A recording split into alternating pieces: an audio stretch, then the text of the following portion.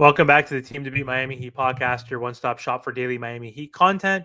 My name is Amir. For today's episode, we're doing a post-game show and recap. The Miami Heat just lost to the Milwaukee Bucks 106-103 at home in a mid-season or in-season NBA tournament game. Big loss for the Miami Heat. The Miami Heat are now 7-8. Milwaukee Bucks are now 9-9.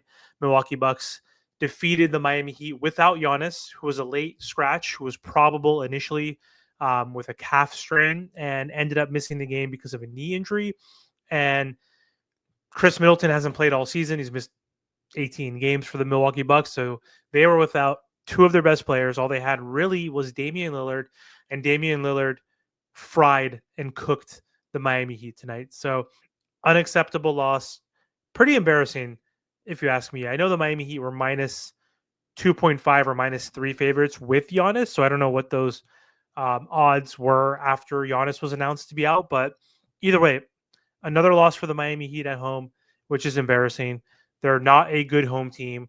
They've been struggling at home all season, and you lose again when the Bucks have their best player out, and the Bucks have been struggling in general this season. I know they've won now 5 games in a row after winning tonight, so they have been playing a lot better, but the Miami Heat just are struggling at home, which is really inexcusable.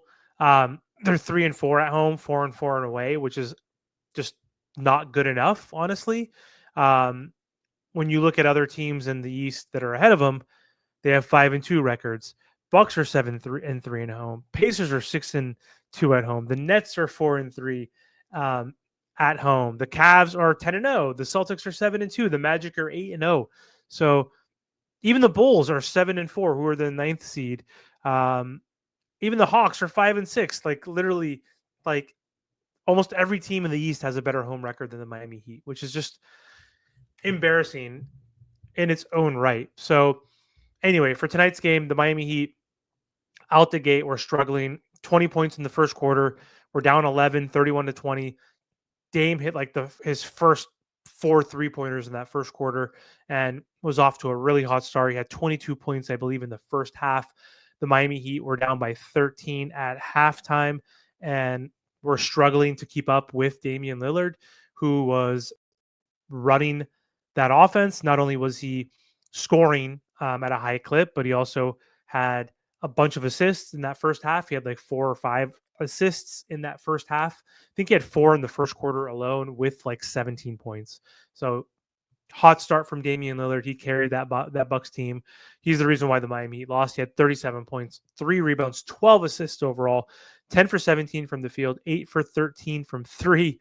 Just torched us, and 9 for 9 from the free throw line, 1 block, 1 steal. So he dominated. No one else on the team had more than 13 points. So it was Damian Lillard who dominated us. And the Miami Heat were struggling defensively in that first half, and they were down by 22 points in the third quarter until in the third quarter, where they didn't have a third quarter. They actually had a really good third quarter and had a good comeback, and they ended that quarter on a 26-9 run and made it a game. So they had 29 points to the Bucks 20 in the third quarter. They made it a close game, and we were chipping away, and we were struggling to chip it within 2 or 3 until Terry Rozier had a phenomenal fourth quarter coming off a bench after missing 1 game with a foot injury. Terry Rozier kept us afloat, kept us alive, had 17 points in that game, 7 for 9 from the field, 3 for 4 from 3, had 2 threes in that fourth quarter. I think he had like 12 of his 17 points in that fourth quarter alone. So without Terry Rozier, we wouldn't have had a chance to come back. And the Miami Heat ultimately played in another clutch game, which is what they typically do. They're a torturous team, and they can't beat teams when they're down and when their best players are out. But they came back again in a clutch game, and the Miami Heat had the ball with 5 seconds left, down by 1 point, and Tyler Hero took a decent shot. It wasn't a bad look, but took a 3-pointer that was contested by Brook Lopez, and it was in and out. So the Heat missed that. They luckily were able to foul Taurean Prince with 1.2 seconds left or 1.3 seconds left. He hits both free throws. The Heat are down by 3. We have one last chance to tie the game. We inbound to Terry Rozier for a deep 3, and he breaks it. So not a good look for the Miami Heat. They lose to a team without Giannis and Middleton, which is super frustrating. The Heat are still in the 6th seed. They're 7-8. The Pacers are 8-10 in the 7th seed. Same with the Nets. They're 8-10 as well for the 8th seed. So luckily, the Miami Heat are still in the top 6, but the Bucks leapfrogged them by winning tonight. Now they're 9-9. They're in the 5th seed. So still only 4 teams in the East have a 500 or above record. That's the Cavs, Celtics, Magic, and Knicks. But Bucks, who were struggling mightily at the beginning of the season, are now even. The um, let's see, the Sixers are still struggling, which is good to see. They're 3-13, but it's gonna be hard to imagine them not bouncing back a little bit once their big three is healthy. But that's a big if because Embiid, Paul George are always banged up. So that's one good silver lining, I guess. But going into the rest of the players, though, on the Miami Heat. So Tyler Hero, not the best game, not the worst, but 5 for 14 from the field. He had 18 points, 5 rebounds, 5 assists, 3 for 9 from 3, 5 for 6 from the free throw line, 1 steal, 1 turnover. He's been shooting poorly from the 3-point line. The last 3 games, he's averaging 20% from 3. He's averaging 18 points per game. And his last 3 hasn't hit the 20-point mark in the last 3 games. So he's coming back down to earth slightly. But yeah, he had a good enough game, but he wasn't great. Jimmy Butler looked really good out there tonight. 23 points, 4 rebounds, 5 assists, 6 for 12 from the field. So efficient, over 1 from 3. But again, he got to the free throw line 13 times, 11 for 13. Missed a big one in the end in the fourth quarter when they were coming back within like 3 or 4 minutes. But overall, Jimmy Butler played well enough. Bam Adebayo continues to be on offense. 16 points, 5 rebounds, 5 assists. He was efficient, 6 for 9 from the field, 1 for 2 from 3, 3 for 4 from the line, 1 steal, but 9 shots only, Bam. Like, we need you to step up, man. 16 points is fine. Wasn't bad, but we needed a little more from you when Tyler's not being efficient. Duncan played solid, 11 points, 5 rebounds, 5 assists, 4 for 7 from the field, 2 for 5 from 3, 1 for 2 from the free throw line. Haywood, only 14 minutes tonight, only had 2 points. The bench really struggled outside of Terry Rozier, who came off the bench after missing a few games with a foot injury. And then, like I mentioned earlier, he had 17 points and he was 7 for 9 from the field. He crushed it. Pele Larson looked pretty solid for a rookie again off the bench. He played 22 minutes, most time off the bench.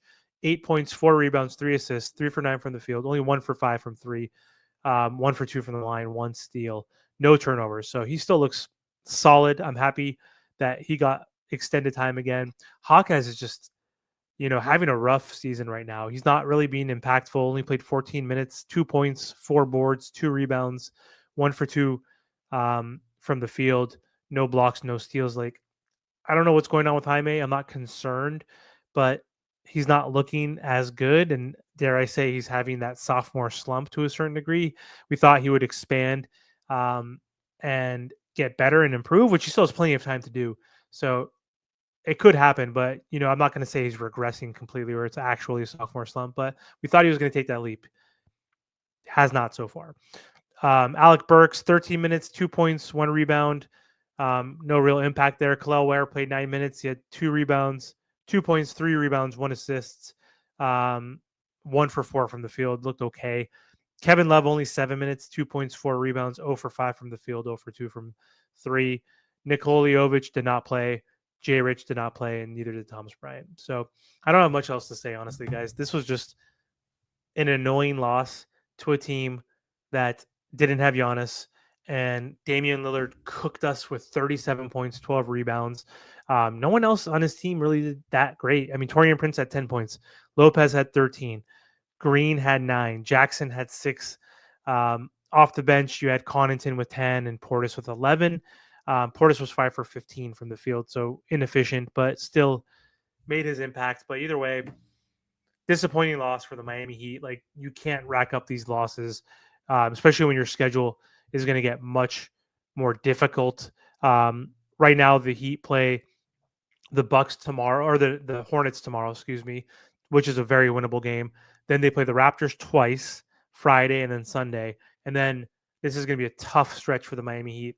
They play the Celtics at Celtics, then they play against the Lakers at home, Suns, Cavs, Thunder, and then they play at Magic, then versus the Nets, and then at Orlando. So like this is going to be a huge stretch that's going to either make or break the season. We'll see what happens. But losing tonight to the Bucks without Giannis, I'm pissed off about that. That's pathetic.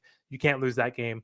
The Heat have to win these next three against the Hornets and the Raptors twice. So like we have to win those three. Like there's no doubt in my mind if we don't win all three of these games, the Miami Heat are going to be in big trouble, especially with that stretch and their schedule. That they're going to be playing a tough schedule. They're going to have tough opponents coming up soon. So let me know what you guys think in the comments. How upset are you guys about the Miami Heat losing this game at home with no Giannis or Middleton? Thanks for watching, and I'll talk to you guys soon.